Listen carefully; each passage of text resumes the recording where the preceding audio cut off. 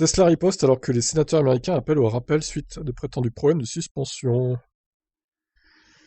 Alors, c'est quoi ça encore? Tesla riposte avoir subi des pressions pour rappeler ses véhicules en raison de prétendus problèmes de suspension. Deux sénateurs américains, Richard Blumenthal et Edward Markey, ont signé une lettre dans laquelle ils exhortent le constructeur automobile à procéder à un rappel à la suite d'un rapport de Reuters affirmant que Tesla savait que les pièces de suspension étaient défectueuses. La lettre fait référence à l'enquête selon laquelle Tesla avait rejeté la responsabilité des pièces dont elle savait qu'elles étaient défectueuses sur les propriétaires de véhicules. L'entreprise affirme que les conducteurs ont abusé de leur voiture, même si elle est consciente des défauts de pièces.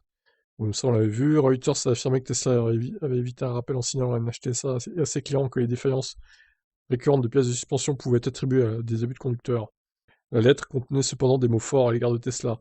Nous écrivons avec une extrême inquiétude suite des rapports récents sur la connaissance par Tesla des défauts de sécurité de ces véhicules et la dissimulation des causes de ces défauts à la NHTSA.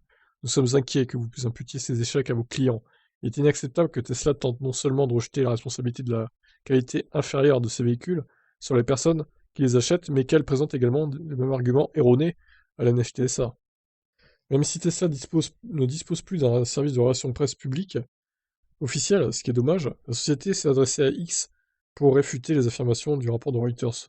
Dans un long article sur X, Tesla affirme que Reuters a fabriqué l'histoire, qui comprenait un titre extrêmement trompeur et que le rapport était criblé d'informations incomplètes et manifestement incorrectes. Tesla continue en déconstruisant le rapport pièce par pièce, concluant en disant qu'il fabrique les voitures les plus sûres du monde, qui sont les plus faciles à entretenir. Alors, bon, ils accusent Reuters de mensonge. C'est des lourdes accusations, parce que Reuters, c'est quand même une agence de presse reconnue, connue et reconnue dans le monde de la presse. Donc attention là, hein, à pas se prendre un procès pour diffamation non plus, quoi. Ah, ils jouent à un jeu dangereux là. Mais bon, en même temps, ils vont pas se laisser salir non plus, c'est compréhensible. Qu'ils répondent comme ça. Je vous laisse commenter.